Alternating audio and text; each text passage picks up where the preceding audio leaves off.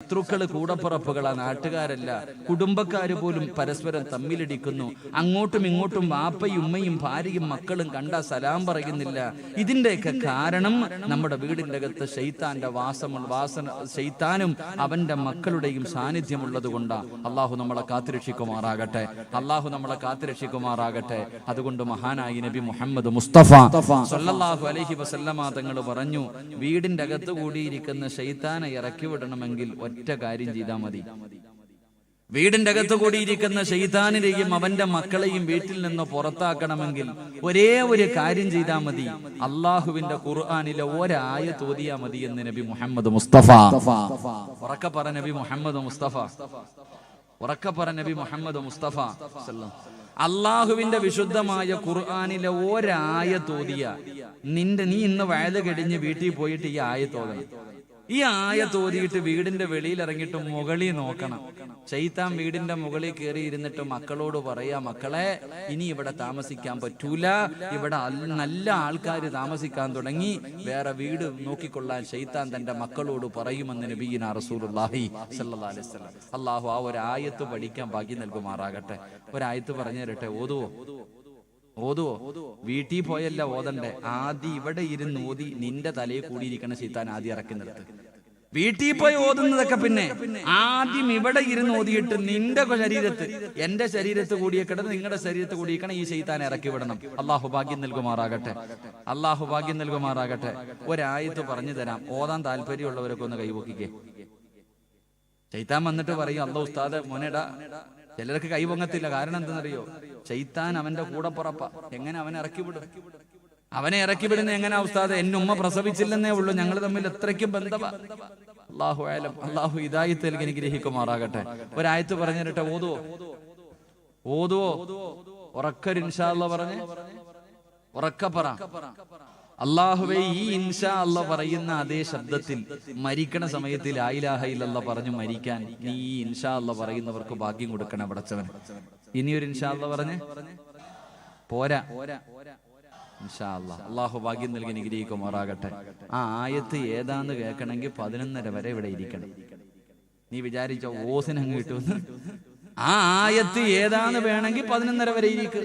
ആയത്തും വേണ്ട, ഒന്നും വേണ്ട, അതാ വഴി. അൽഹംദുലില്ലാ, നിന്നെ പിടിച്ചു നിർത്തൂല, ധൈര്യമായിട്ട് ഇറങ്ങിപ്പോക്കോ, ഒരു കുഴപ്പമില്ല. അള്ളാഹു അവസാനം വരെ ഇരിക്കുന്നവർ, അള്ളാഹു നീ ഞങ്ങളുടെ ആക്കിബത്ത് നന്നാക്കി തരണേ പടച്ചവനെ. എന്റെ പ്രിയമുള്ള സഹോദരങ്ങളെ, മഹാനായ സയ്യിദ് ബിൻ സന്ദ് റളിയല്ലാഹു തആല അൻഹു, മഹാനവറുകൾക്ക് 60 വയസ്സ് പൂർത്തിയായി. അങ്ങനെ കുടുംബക്കാരെല്ലാവരും ഒരുമിച്ച് കൂടി, എല്ലാവരും വലിയ സന്തോഷത്തിലാണ്. ബർത്ത്ഡേ ആഘോഷിക്കാനല്ല, ഇനി അങ്ങനെ കാണരുത്. എന്റെ പ്രിയമുള്ളവരെ, എല്ലാവരും ഒരുമിച്ച് കൂടി, എല്ലാവരും വളരെ സന്തോഷത്തിലാണ്. ആ സമയത്ത് മഹാനായ സയ്യിദ് ബിൻ സന്ദ് റളിയല്ലാഹു തആല അൻഹു തന്റെ വീടിന്റെ അകത്തിരുന്നിട്ട് കരയാൻ തുടങ്ങി. എല്ലാവരും വീടിന്റെ അകത്ത് ഒരുമിച്ച് സന്തോഷത്തോടെ ഇരിക്കുമ്പോൾ മഹാനവറുകൾ വീടിന്റെ അകത്തിരുന്നു വല്ലാത്ത കരച്ചല. കരയുന്നത് കണ്ടപ്പോ തന്റെ കുടുംബക്കാര്, മക്കളൊക്കെ അടുത്ത് എന്നിട്ട് ചോദിച്ചു, എന്തേ ഉപ്പ നിങ്ങള് കരയണേ? അല്ലാഹുവേ പടച്ചവനെ, ഇന്ന് സന്തോഷിക്കേണ്ട ദിവസമല്ലേ? 60 കൊല്ലം അല്ലാഹു സുബ്ഹാനഹു വ തആല അവന് നന്ദി രേഖപ്പെടുത്താൻ ആയുസ് തന്നല്ലോ. ഇനിയും നിങ്ങൾക്ക് ഒരുപാട് നല്ല കാര്യങ്ങൾ ചെയ്യാൻ അല്ലാഹു നിങ്ങളുടെ ആയുസ് തന്നിട്ടുണ്ടല്ലോ. പിന്നെ എന്തിനാണ് ഇരുന്ന് സന്തോഷിക്കേണ്ടതിന് പകരം കരയുന്നത് എന്ന് മഹാനായ സയ്യിദ് ബിൻ സന്ദ് റളിയല്ലാഹു തആല അൻഹുവിനോട് തന്റെ കുടുംബക്കാരെല്ലാവരും ചോദിച്ചപ്പോൾ മഹാനവറുകൾ തിരിച്ചു പറഞ്ഞു കൊടുത്തതൊരു മറുപടിയാണ്. മഹാനവറുകൾ അവിടെ നിന്ന് തിരിച്ചു പറഞ്ഞു കൊടുത്ത ഒരു മറുപടി, അവിടെ നിന്ന് പറഞ്ഞു, മക്കളെ, ഞാൻ 60 വർഷം ജീവിച്ചു. ഏകദേശം ഈ ദുനിയാവിന്റെ തൊലിക്ക് മുകളിൽ 21,600 ദിവസം ഞാൻ താമസിച്ചിട്ടുണ്ട്. ഒരു ദിവസം ഞാൻ ഒരു പാപമാണ് ചെയ്തതെങ്കിൽ പോലും, ഒരു ദിവസം എന്റെ ജീവിതത്തിൽ ഒരു പാപമാണ് ഞാൻ ചെയ്തതെങ്കിൽ പോലും 21,600 പാപങ്ങൾ ഞാൻ എന്റെ ജീവിതത്തിൽ ചെയ്തു കൂട്ടി വെച്ചിട്ടുണ്ട്. ഇതിനെക്കുറിച്ചെല്ലാം അള്ളാഹുവിന്റെ മുന്നിലേക്ക് ഞാൻ കടന്നു ചെല്ലുമ്പോൾ അള്ളാഹു ഇതിനെക്കുറിച്ച് എന്നോട് ചോദിക്കുമ്പോൾ എന്ത് മറുപടിയാണ് ഞാൻ പറയുന്നത്? അത് ഓർത്തിട്ടാണ് ഞാൻ ഇതിനകത്തിരുന്ന് കരയുന്നതെന്ന് മഹാനായ സയ്യിദ് ബിൻ സന്ദ് റളിയല്ലാഹു തആല തആല തന്റെ കുടുംബക്കാരോട് പറഞ്ഞു കൊടുത്തു എന്ന് ചരിത്രം പറയുമ്പോൾ ഈ സദസ്സിലിരിക്കുന്ന എന്റെ പ്രിയപ്പെട്ടവരോട് പ്രായപൂർത്തിയായത് മുതൽ ഇന്നത്തെ ഈ ദിവസം വരെ പടച്ചവനെ 20, 25, 30, 35, 40, 45, 50, 55, 60, 65 അല്ലാഹുവേ ഒരുപാട് കൊല്ലങ്ങൾ കൊണ്ട് ഈ ദുനിയാവിൽ കഴിഞ്ഞു പോകുന്നവരാണ് ഞാനും നിങ്ങളും. ചെയ്തു കൂട്ടിയ പാപങ്ങളെ കുറിച്ച് നമ്മളൊന്ന് ചിന്തിക്കുക പോലുമില്ല. ഓരോ ദിവസവും ഞാനും നിങ്ങളും ചെയ്തു കൂട്ടുന്ന പാപങ്ങൾ എത്രയോ കഠിനമാണ്. എത്രയോ പാപങ്ങളാണ് ഞാനും നിങ്ങളും ചെയ്തു കൂട്ടുന്നത്. ഇന്നത്തെ ഒരു ദിവസത്തെ കണക്ക് മാത്രം എടുത്തു നോക്കൂ. രാവിലെ ഉറക്കത്തിൽ നിന്ന് എഴുന്നേറ്റത് മുതൽ കണ്ണുകൊണ്ട് കണ്ടത് പാപമാണ്, ചെവി കൊണ്ട് കേട്ടത് പാപമാണ്, നാവ് കൊണ്ട് എങ്കിലേ ചെയ്തു കൂട്ടുന്ന പാപങ്ങളെ കുറിച്ച് അല്ലാഹുവേ ഇതിനെ കുറിച്ചെല്ലാം അല്ലാഹു നമ്മളോട് ചോദിക്കുന്ന ഒരു ദിവസമുണ്ടല്ലോ. ഇതിനെ കുറിച്ചെല്ലാം അല്ലാഹു നമ്മളോട് ചോദിക്കുമല്ലോ.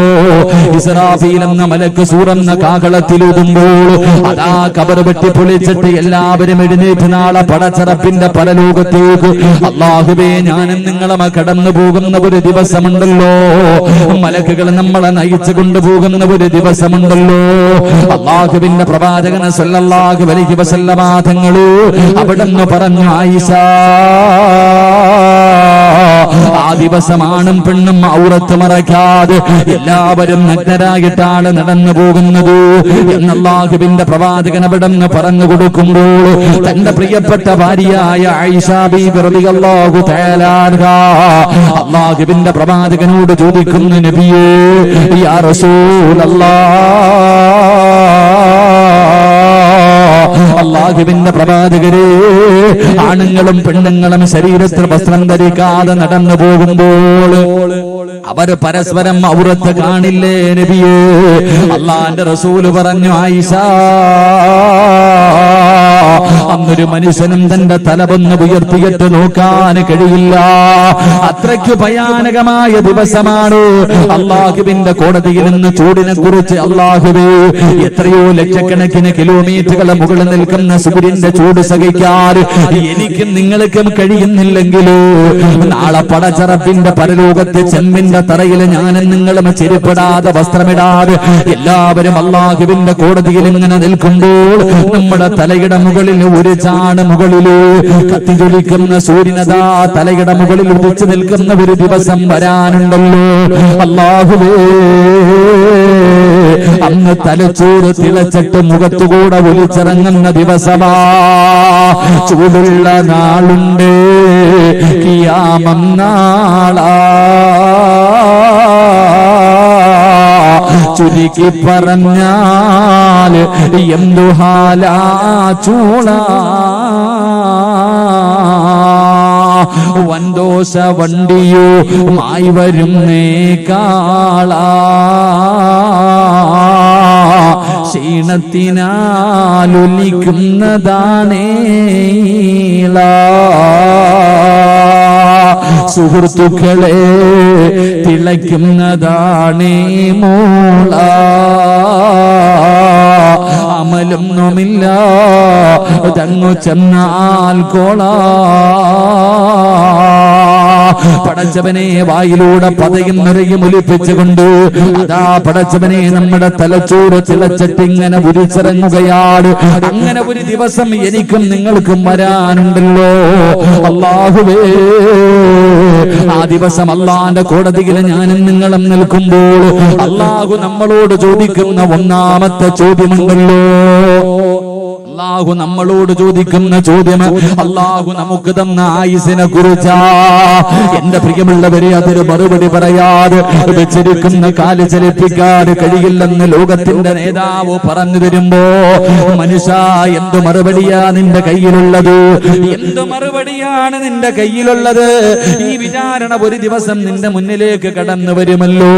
അതുകൊണ്ട് എന്റെ പ്രിയമുള്ളവര്, പരിശുദ്ധമായ റജബിന്റെ 27 നോമ്പ് പിടിച്ചുകൊണ്ട് അല്ലാഹുവേ ഇന്ന് അതായി സദസ്സിലിരിക്കുന്ന ദുനിയാവിലെ സ്വർഗത്തിലിരിക്കുന്നവരോട് എനിക്ക് എന്നോടും നിങ്ങളോടും പറയാനുള്ളത്, കഴിഞ്ഞ ജീവിതത്തിൽ ചെയ്തു കൂട്ടിയ പാപങ്ങളെ കുറിച്ചൊന്ന് ചിന്തിക്കാൻ മുത്തുനബി പറഞ്ഞില്ലേ, ഹസിബൂ قبل أن تحاسبوا ഒന്ന് സ്വന്തമായിട്ടൊന്ന് വിചാരണ ചെയ്തുകൂടെ? അള്ളാന്റെ മുന്നിലേക്ക് കടന്നു ചെല്ലുന്നതിന് മുമ്പ് നിനക്ക് സ്വന്തമായിട്ട് നിന്റെ ജീവിതത്തിൽ ചെയ്തു കൂട്ടിയത് മുഴുവനും അല്ലാഹുവേ അതിനെക്കുറിച്ച് നിനക്കൊന്ന് ചിന്തിക്കാൻ, നിനക്കൊന്ന് വിചാരണ ചെയ്യാൻ കഴിയുമോ? മഹാനായ സയ്യിദുനാ ഉമർ ഇബ്നുൽ ഖത്താബ് റളിയല്ലാഹു തആല അൻഹു ഉമർ തങ്ങളുടെ ജനാസ ഇങ്ങനെ കുളിപ്പിക്കുമ്പോൾ സുബ്ഹാനല്ലാഹ് ചാട്ടവാറ് കൊണ്ട് തല്ലിച്ചതച്ച അടയാളം കാണുകയാണ്. ശരീരത്തെ മുഴുവനും ചാട്ടവാറ് കൊണ്ട് തല്ലിയ പാടുകൾ കാണുകയാണ്. അവസാനം അവിടുന്ന് ജനാസ കുളിപ്പിച്ചു. ഖബറടക്കം കഴിഞ്ഞിട്ട് സഹാബികൾ ഉമർ തങ്ങളുടെ കുടുംബത്തിൽ ചെന്നിട്ട് ചോദിക്കുമ്പോ അവിടുന്ന് പറഞ്ഞ മറുപടി എന്തെന്നറിയോ? രാത്രിയായി കഴിഞ്ഞാൽ ചാട്ടവാറെടുത്തുകൊണ്ട് ഒറ്റയ്ക്ക് റൂമിന്റെ അകത്ത് കയറിയിട്ട് അവിടുന്ന് സ്വന്തമായിട്ട് വിചാരണ ചെയ്യുകയാണ്. അല്ലാഹുവേ നീ ഇന്നങ്ങനെ ചെയ്തല്ലോ, അല്ലാഹുവിനെ എതിര് പ്രവർത്തിച്ചല്ലോ എന്ന് പറഞ്ഞുകൊണ്ട് ചാട്ടവാറ് കൊണ്ട് തന്റെ ശരീരത്തെ തല്ലുമായിരുന്നു എന്ന് ചരിത്രം പറയുമ്പോ ഈ പുണ്യമായ റജബിന്റെ അവസാനം ഒരുമിച്ച് കൂടിയ മുസ്ലിമേ നമുക്കൊന്ന് വിചാരണ ചെയ്യാ. കഴിഞ്ഞുപോയ കാലങ്ങളിൽ സമയങ്ങളിൽ ഇന്ന് വരെ ഞാനും നിങ്ങളും ചെയ്തു കൂട്ടിയ പാപങ്ങളെ കുറിച്ച് നമുക്കെല്ലാവർക്കും ഒന്ന് ആലോചിക്കാം. എന്നിട്ട് പടച്ച റബ്ബിന്റെ മുന്നിൽ പൊട്ടിക്കരഞ്ഞ് തൗബ ചെയ്തിട്ട് പിരിയാ. എന്റെ പ്രിയമുള്ളവരെ, കണക്കെടുക്കാനൊന്നുമില്ല. പടച്ചവനെ ചിന്തിച്ചാൽ തന്നെ മനസ്സിലാകുമല്ലോ ഒരുപാട് പാപങ്ങൾ ഞാനും നിങ്ങളും ജീവിതത്തിൽ ചെയ്തവരാ. ഈ പ്രായത്തിന്റെ ഇടയിൽ ചെയ്യാൻ പാടില്ലാത്ത എത്രയോ പാപങ്ങള്. കള്ളു കുടിച്ചവരുണ്ടല്ലോ, വ്യഭിചരിച്ചവരുണ്ടല്ലോ, പലിശ തിന്നവരുണ്ടല്ലോ, അല്ലാഹുവേ ഭർത്താവിനെ വഞ്ചിച്ച പെണ്ണുണ്ടല്ലോ, ഭാര്യ വഞ്ചിച്ച ഭർത്താവുണ്ടല്ലോ, മാതാപിതാക്കളെ വഞ്ചിച്ചവരുണ്ടല്ലോ. ജീവിതത്തിൽ പടച്ചവനെ ഒരുപാട് പാപങ്ങൾ ചെയ്തു കൂട്ടി വെച്ചിരിക്കുന്നവരാ. പലരും ചോദിക്കുന്ന ഉസ്താദേ, പാപങ്ങൾ ഒരുപാട് ജീവിതത്തിൽ ചെയ്തു പോയി, എവിടെ കൊണ്ടാണ് കഴുകിക്കളയുന്നത്? ഈ പാപങ്ങളൊക്കെ ഞാൻ എവിടെ കൊണ്ട് കഴുകിക്കളയാനാ?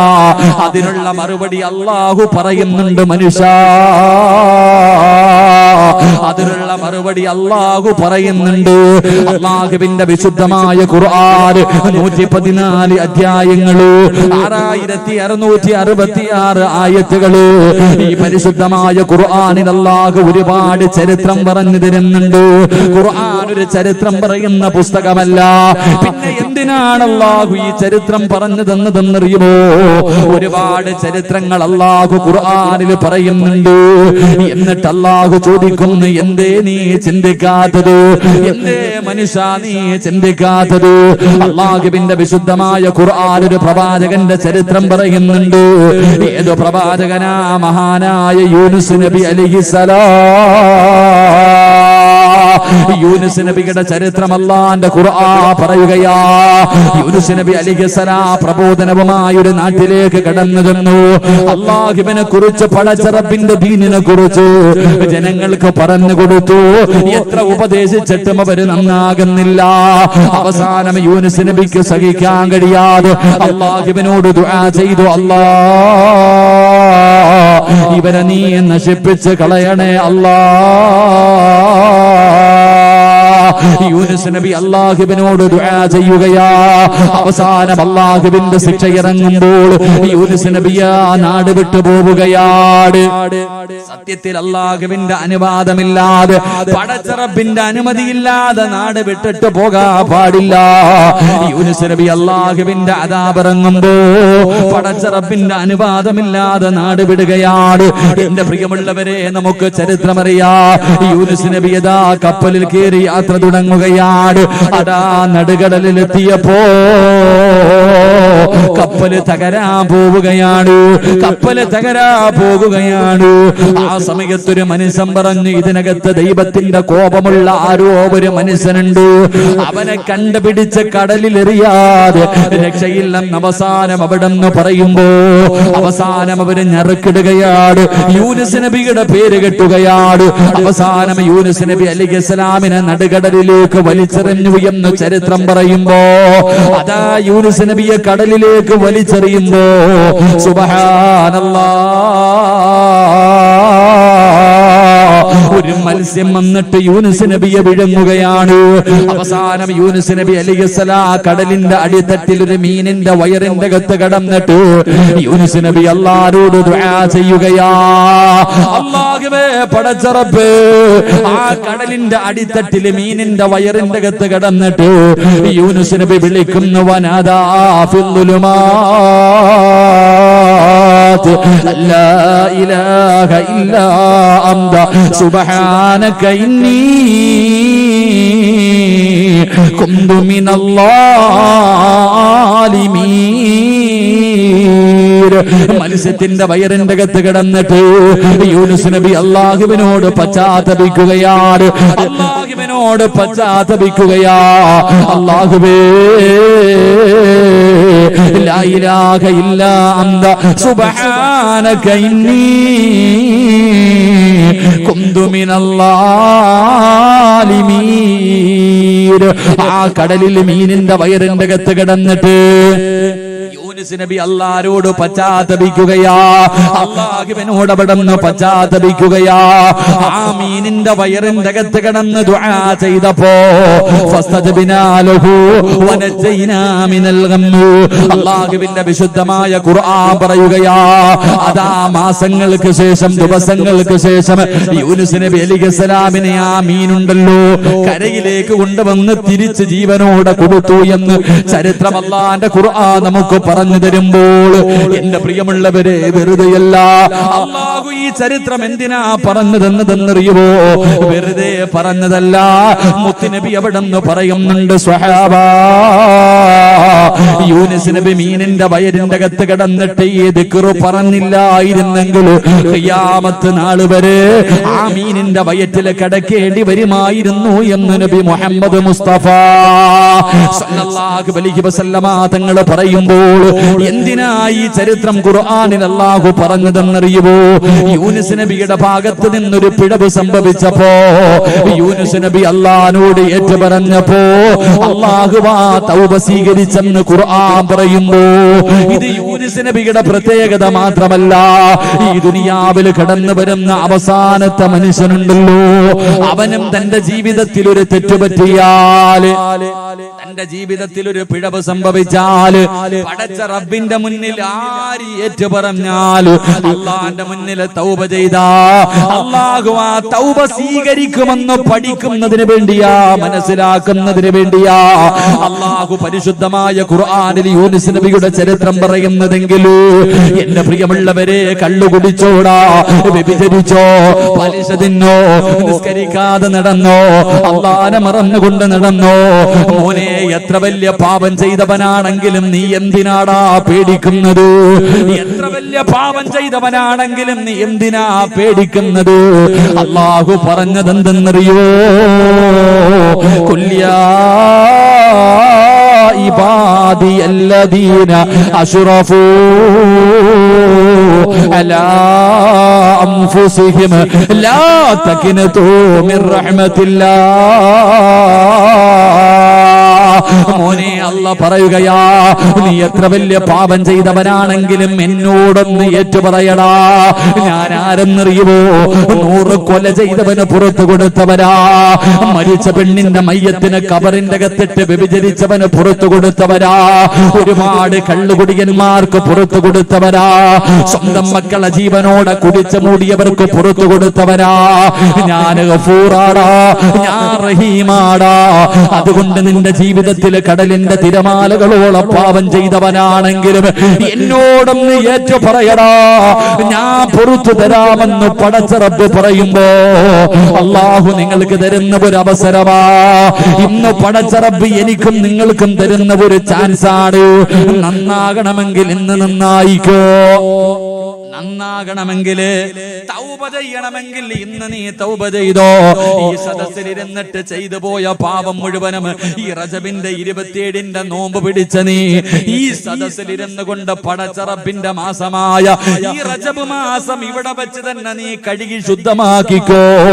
നാളെ നന്നാകാമെന്നിരിക്കണ്ട, ഇത് റബ്ബ് തരുന്ന ഒരു അവസരമാ. പെണ്ണെ, നീ ഒരിക്കലും പറയരുത് അല്ലാഹു എനിക്ക് അവസരം തന്നില്ലെന്ന്.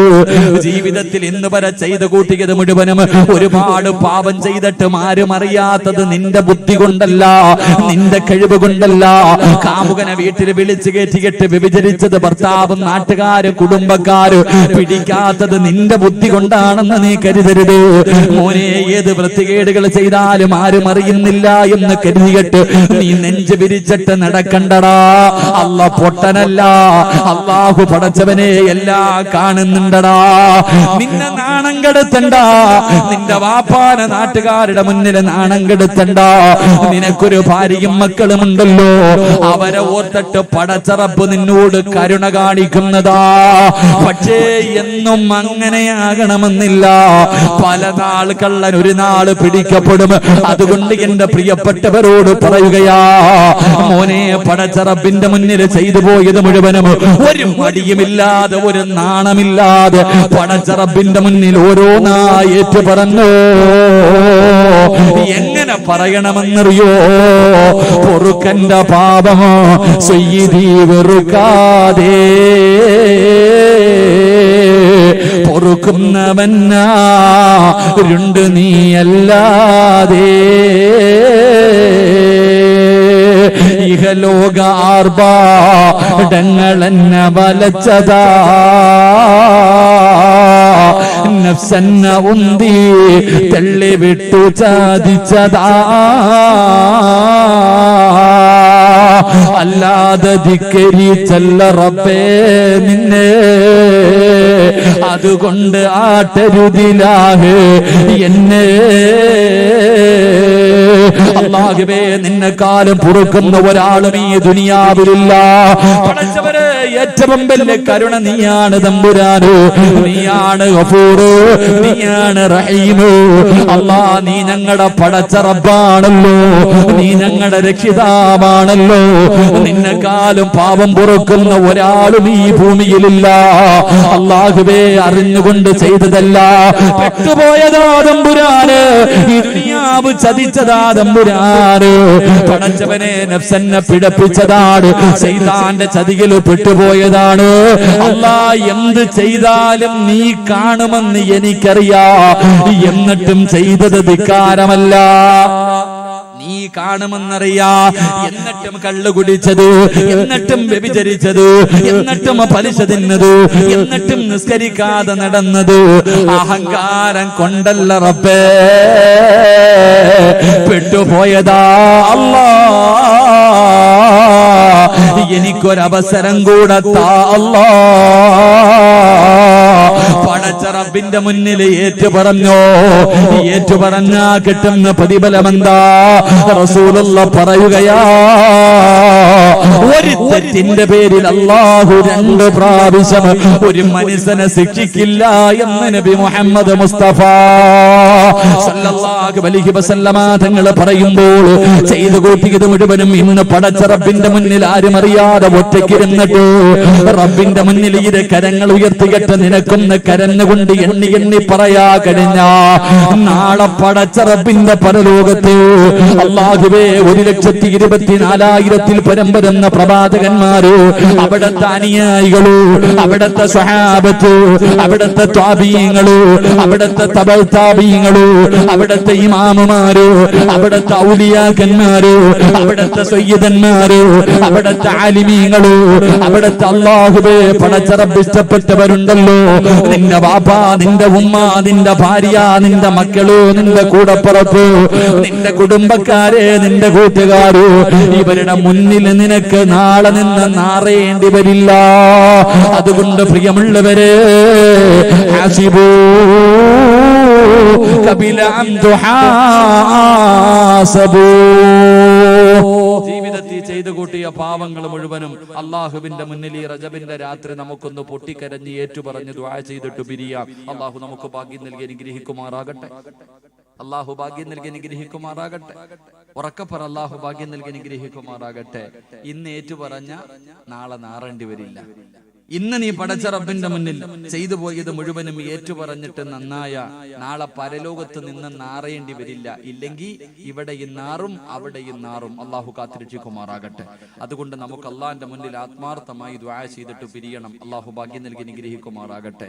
ദുആയിക്ക് യാതൊരു കുറവുമില്ല. എവിടെ നോക്കിയാലും ദുആ. എന്തിനാ ഉസ്താദെ ഇങ്ങനെ ദുആ ചെയ്യണല്ലേ?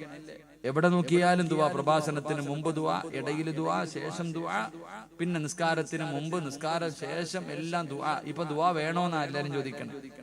ദുആയുടെ പേരും പറഞ്ഞ അടിയും തുടങ്ങി. എന്റെ പ്രിയമുള്ള സഹോദരൻ, ദുആയിക്കൊന്നും ഒരു കുറവുമില്ല. ഉസ്താദെ തഹജ്ജുദ് നിസ്കരിച്ചിട്ട് ദുആ ചെയ്യുന്നു, ഫർള് നിസ്കരിച്ചിട്ട് ദുആ ചെയ്യുന്നു, സദഖ കൊടുത്തിട്ട് ദുആ ചെയ്യുന്നു, ഖത്ത് ഓതിയിട്ട് ദുആ ചെയ്യുന്നു, മജ്‌ലിസുന്നൂർ നടത്തിയിട്ട് ദുആ ചെയ്യുന്നു, വഅദിന്റെ സദസ്സിൽ ദുആ ചെയ്യുന്നു.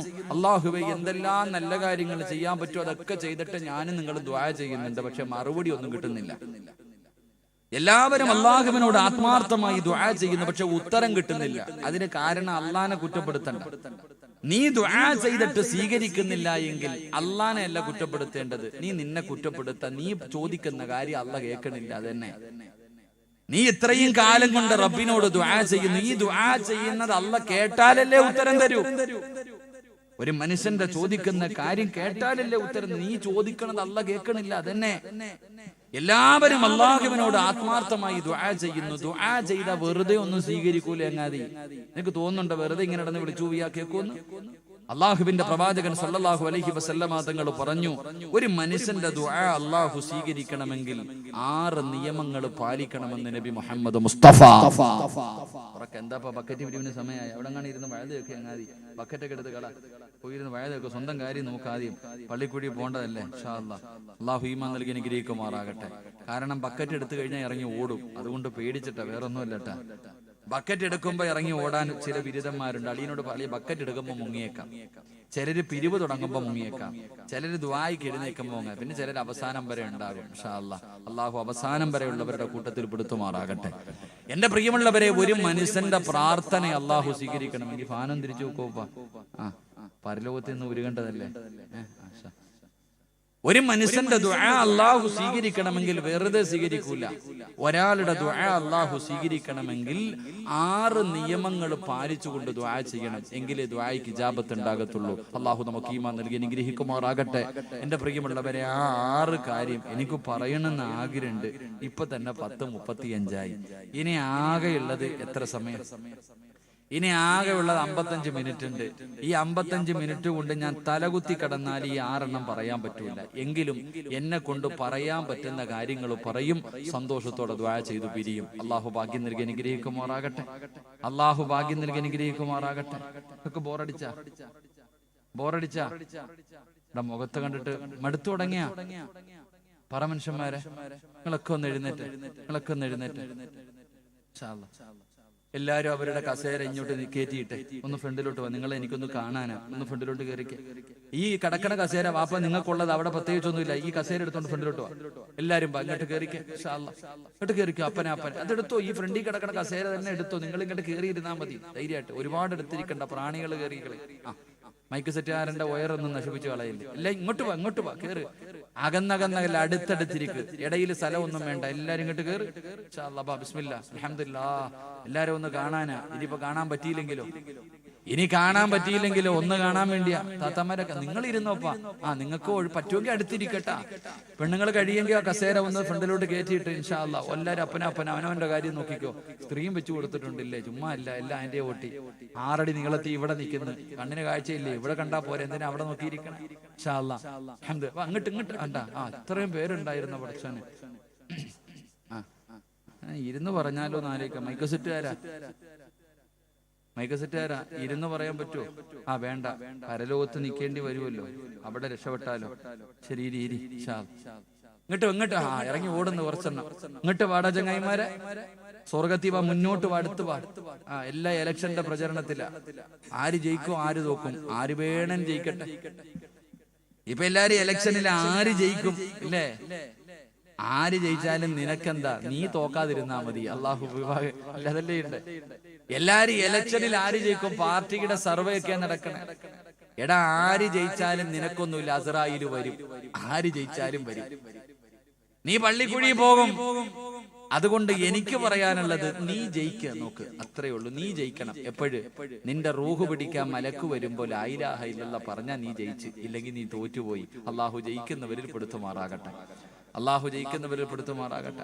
ഇൻഷാ അല്ലാഹ് ഇനി ആ കസേരയിൽ ഇരുന്നു. ഇത്രയും പേരുണ്ട്, അൽഹംദുലില്ലാ. ഉണ്ടോ കുറച്ച് കസേര ഉണ്ടോ? മലക്കൾ ഇരിക്കുന്നുണ്ടോ പുറകില്? ഒന്ന് തിരിഞ്ഞു നോക്കുക, കാര്യം വരെ മലക്കൾ ഇരിക്കുന്നുണ്ടോ പുറകില്?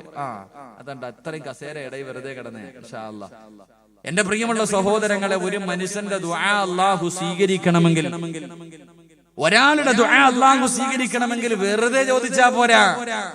6 നിയമങ്ങൾ പാലിച്ചുകൊണ്ട് ദുആ ചെയ്താൽ ആ മനുഷ്യന്റെ ദുആയിന് ഇജാബത്തുണ്ടെന്ന് നബി മുഹമ്മദ് മുസ്തഫ സല്ലല്ലാഹു അലൈഹി വസല്ലമ തങ്ങൾ പറയുമ്പോൾ, ഒന്നാമത്തെ കാര്യം എന്തെന്നറിയുമോ?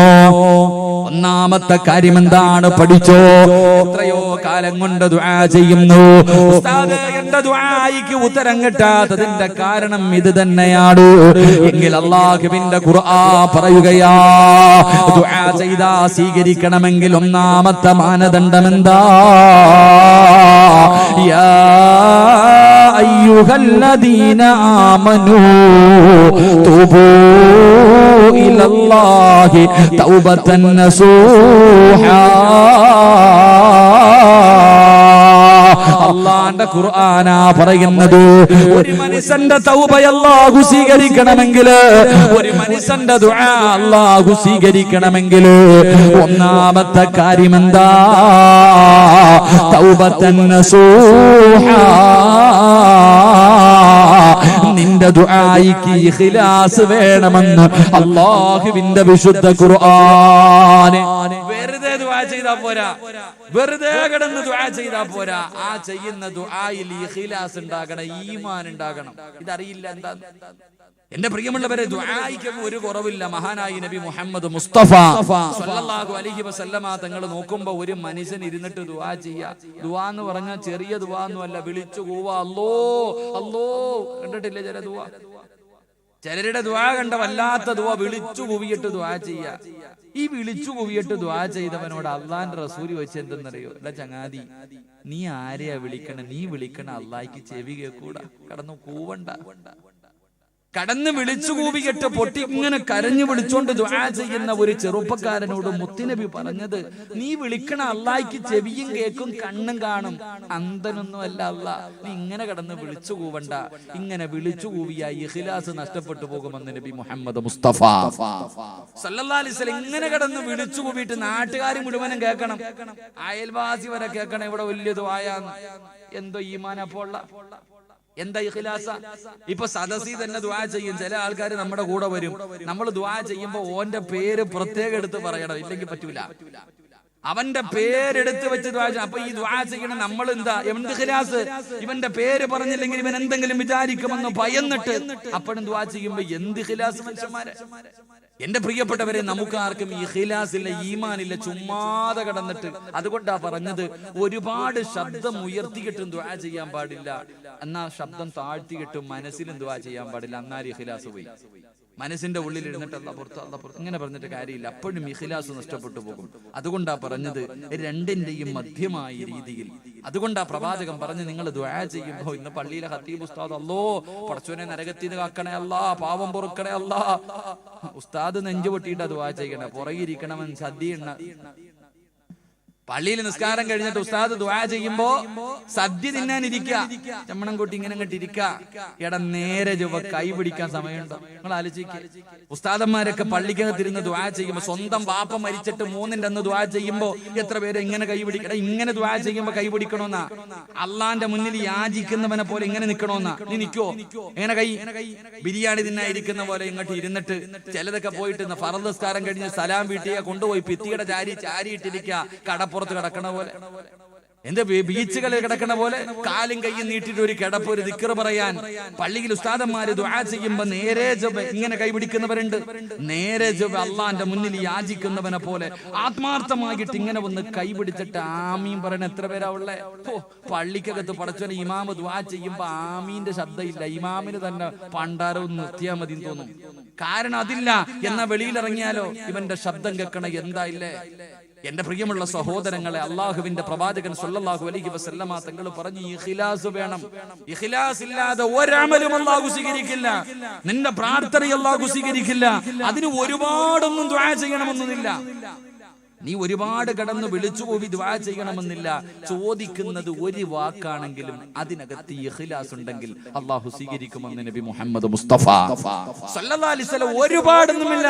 നിസ്കരിച്ചിട്ടല്ല, തഹജ്ജുദ് നിസ്കരിച്ചിട്ടല്ല, നോമ്പ് പിടിച്ചിട്ടല്ല, സദക്ക കൊടുത്തിട്ടല്ല, ഖുർആൻ ഓതിയിട്ടല്ല. ഇതൊക്കെ ചെയ്തിട്ട് ദുആ ചെയ്താൽ സ്വീകരിക്കുന്ന ചില സന്ദർഭങ്ങളുണ്ട്. ഇത് വേണ്ട എന്നല്ല. എന്റെ പ്രിയമുള്ളവരെ, അല്ലാതെ ചോദിക്കുന്ന വാക്ക് ഒരേ ഒരു വാക്കാണെങ്കിലും മഹാനായ നബി മുഹമ്മദ് മുസ്തഫ സല്ലല്ലാഹു അലൈഹി വസല്ലമ തങ്ങളു അല്ലാഹുവിന്റെ പ്രവാചകന്റെ മുന്നിലേക്ക് 60 വയസ്സുള്ള ഒരു പ്രായം ചെന്ന സ്വഹാബിയുണ്ടല്ലോ. അല്ലാഹുവേ, നേരെ നടക്കാൻ പോലും കഴിയുന്നില്ല. കാലിന് മുടന്തുള്ള അംർ ഇബ്നുൽ ജമൂഹ് റളിയല്ലാഹു തആല അൻഹു അല്ലാഹുവിന്റെ പ്രവാചകന്റെ മുന്നിലേക്ക് കരഞ്ഞുകൊണ്ട് കടന്നു വരികയാണ്. യാ റസൂലല്ലാഹ്, അല്ലാഹുവിന്റെ നബിയേ, മുത്തുനബിയുടെ മുന്നിലേക്ക് കരഞ്ഞുകൊണ്ട് കടന്നു വരികയാ. റസൂലുള്ള ചോദിക്കുന്നു, എന്തിനാ കരയുന്നത്? നബിയേ,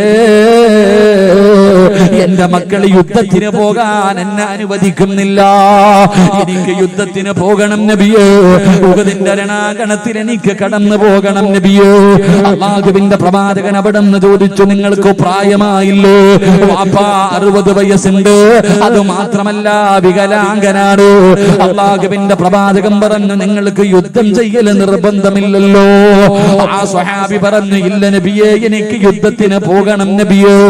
അവസാനം അല്ലാഹുവിന്റെ പ്രവാചകൻ അവിടെ നിന്ന് യുദ്ധം ചെയ്യാനുള്ള അനുവാദം കൊടുത്തു.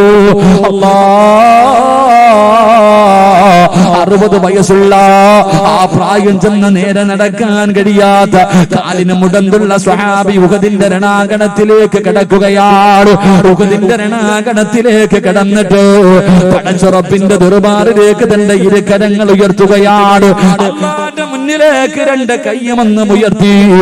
എന്നിട്ട് റബ്ബിനോട് ചോദിച്ചത് ഒരേ ഒരു വാക്ക്, ഒരേ ഒരു വാക്കാട്. അല്ലാഹുവിന്റെ മുന്നിലേക്ക് 2 കരങ്ങളും ഉയർത്തിയിട്ട് ദുആ ചെയ്തു, അല്ലാഹുമ്മ ർസുഖ്ന ശഹാദ. അല്ലാഹുവേ,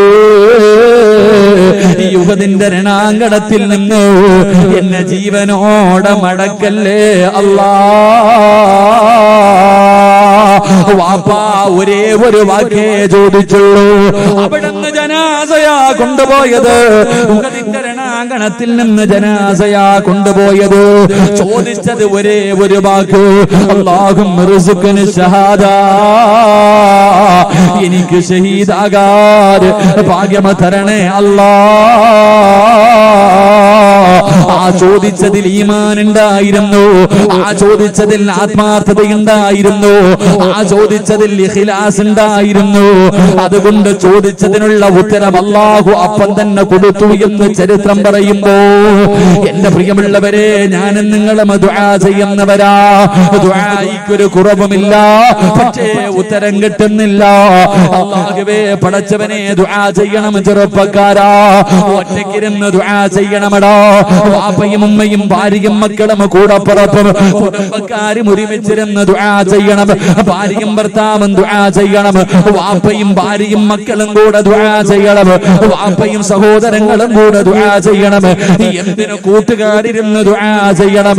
ഇന്ന് ആവശ്യമില്ലാത്ത കാര്യങ്ങൾക്ക് മുഴുവനും കൂട്ടുകാര് നടക്കുമ്പോ എന്റെ പ്രിയപ്പെട്ട യുവത്തവേ, ഉഹദിന്റെ രണാങ്കണത്തിലെ യുദ്ധം നടക്കുന്നതിന്റെ തലേ ദിവസമുണ്ടല്ലോ, പാതിരാത്രി വീടിന്റെ അകത്ത് കിടന്നുറങ്ങുമ്പോ ഒരു കൂട്ടുകാരൻ വീട്ടിലേക്ക് കടന്നു വരികയാണ്. ഒരു സ്വഹാബി തന്റെ കൂട്ടുകാരന്റെ വീട്ടിലേക്ക് കടന്നതല്ലോ. കിടന്നുറങ്ങുന്നവനെ പാതിരാത്രി വിളിച്ചിറക്കുകയാണ്. കള്ളു കുടിക്കാനായിരുന്നില്ലോ, വ്യഭിചരിക്കാനായിരുന്നില്ലോ, മോനെ ഏതെങ്കിലും വൃത്തികേടുകൾ ചെയ്യാനായിരുന്നില്ല. വീടിന്റെ അകത്ത് കിടക്കുന്ന കൂട്ടുകാരനെ വിളിച്ചിറക്കി. രണ്ടുപേരും കൂടെ ഉളവെടുത്തു, 2 റക്അത്ത് നമസ്കരിച്ചു. എന്നിട്ട് പാതിരാത്രി പടച്ചറപ്പിന്റെ ദർബാറിലേക്ക് ഇരുകരങ്ങൾ ഉയർത്തിയിട്ട് അവിടുന്ന് രണ്ടുപേരും കൂടെ നിസ്കാരപ്പായിലിരുന്നു. എന്നിട്ട് പറയുന്നു, കൂട്ടുകാരാ, ഞാൻ അല്ലാഹുവോട് ദുആ ചെയ്യാൻ പോകുകയാണ്. ഞാൻ അല്ലാഹുവോട് ദുആ ചെയ്യാൻ പോകുകയാ. നീ എന്നെ സ്നേഹിക്കുന്നത് ആത്മാർത്ഥമായിട്ടാണെങ്കിൽ നീ ഇഖ്ലാസോടുകൂടി ആമീൻ പറയടൂ. എന്നിട്ട് ആ കൂട്ടുകാരൻ അല്ലാഹുവോട് ദുആ ചെയ്യുകയാ, അല്ലാഹുവേ, നാളെ യുദ്ധക്കളത്തിലേക്ക് കടന്നു ചെല്ലുമ്പോ എന്നെക്കാളും ആരോഗ്യമുള്ള ഒരു യോദ്ധാവിനെ എനിക്ക് എതിരായി തരണേ അല്ലാ. അവൻ എന്റെ കൈവെട്ടി മുറിക്കണേ അല്ല, എന്റെ കാല് വെട്ടി മുറിക്കണേ അല്ല, എന്റെ ചെവി മുറിച്ചു മാറ്റണേ അല്ല, എന്നെ ജീവനോടെ മടക്കല്ലേ അല്ല. രണ്ടുപേരും കൂടെ രാത്രി ഇരുന്ന് ദുആ ചെയ്ത് കെട്ടിപ്പിടിച്ച് സലാം പറഞ്ഞ് പിരിയുകയാണ്. അവസാനം ഉഹദിന്റെ രണാങ്കണത്തിലെ യുദ്ധം കഴിഞ്ഞു. പടച്ചവനെ, സഅദ് ഇബ്നു അബീ വഖാസ് റളിയല്ലാഹു തആല അൻഹു ഓടുകയാണ്. എന്തിനാ ഓടുന്നതെന്നറിയുമോ? യുദ്ധക്കളത്തിലൂടെ എന്തോ തിരഞ്ഞു നടക്കുകയാണ്. എന്തിനാണ് ഓടുന്നതെന്നറിയോ? സുബ്ഹാനല്ലാഹ്, ഇന്നലെ രാത്രി തന്റെ കൂട്ടുകാരൻ അല്ലാഹുവിനോട് ദുആ ചെയ്തല്ലോ, ആ ദുആ അല്ലാഹു സ്വീകരിച്ചോ എന്നറിയാനാ ചെന്ന് നോക്കുമ്പോ മരണത്തോട് മല്ലടിച്ചു കൊണ്ട് കിടക്കുകയാണ്. അവിടത്തെ കാല് മുറിച്ചിട്ടുണ്ട്, അവിടത്തെ കൈവെട്ടി മുറിച്ചിട്ടുണ്ട്, അവിടത്തെ ചെവി മുറിച്ചു മാറ്റിയിട്ടുണ്ട്. എന്റെ പ്രിയമുള്ള സഹോദരാ, അല്ലാഹു നമ്മുടെ ദുആ സ്വീകരിച്ചല്ലോ എന്ന് പറഞ്ഞു എന്ന് ചരിത്രം പറയുമ്പോൾ എന്റെ പ്രിയമുള്ളവരോട് പറയുകയാ, വെറുതെ കരഞ്ഞാ പോരാ, വെറുതെ ചോദിച്ചാ പോരാ. അല്ലാഹുവാണ് പറയുന്നത്, തൂബൂ ഇലല്ലാഹി തൗബതൻ നസൂഹാ. ഇഖ്ലാസോടുകൂടി നീ അല്ലാഹുവിനോട് തൗബ ചെയ്യൂ. വമാ ഉമിറൂ ഇല്ലാ ലിയഅ്ബുദുല്ലാഹ മുഖ്ലിസീൻ. എല്ലാ ഇബാദത്തുകളും അല്ലാഹു സ്വീകരിക്കണമെങ്കിൽ ഇഖ്ലാസ് വേണമെന്നാ മുത്തുനബി പറയുന്നുണ്ട്. ദുആ എന്ന് പറഞ്ഞാൽ ഇബാദത്താണ്, ദുആ എന്ന് പറഞ്ഞാൽ ഇബാദത്താണ്. അതുകൊണ്ട് നിങ്ങളുടെ പ്രാർത്ഥന അല്ലാഹു സ്വീകരിക്കണോ? അത് കഅബാലയത്തിന്റെ കില്ല പിടിച്ചിട്ടാകട്ടെ, ഹജറുൽ അസ്വദിന്റെ ചുംബിച്ചിട്ടാകട്ടെ, അല്ലാഹുവേ മഖാം ഇബ്രാഹിമിന്റെ മുന്നിലാകട്ടെ, ഹിജ്രി ഇസ്മായിലിന്റെ അകത്താകട്ടെ, സ്വർണ്ണപ്പാത്തിയുടെ താഴെയാകട്ടെ, സംസം വെള്ളം കുടിച്ചിട്ടാകട്ടെ, സഫയിലും മർവയിലുമാകട്ടെ, പുണ്യനബിയുടെ റൗള ശരീഫിന്റെ മുറ്റത്താകട്ടെ, മഹാന്മാരുടെ ഖബറിന്റെ മുന്നിലാകട്ടെ, മജ്ലിസുൻ നൂർ നടത്തിയിട്ടാകട്ടെ, സലാത്ത് പറഞ്ഞിട്ടാകട്ടെ, എപ്പോഴെവിടെ വെച്ചാണെങ്കിലും നിന്റെ പ്രാർത്ഥന അല്ലാഹു സ്വീകരിക്കണമെങ്കിൽ ഒന്ന് ഇഖ്ലാസ് വേണമെന്ന് ആദരവായ പ്രവാചകൻ നബി മുഹമ്മദ് മുസ്തഫ.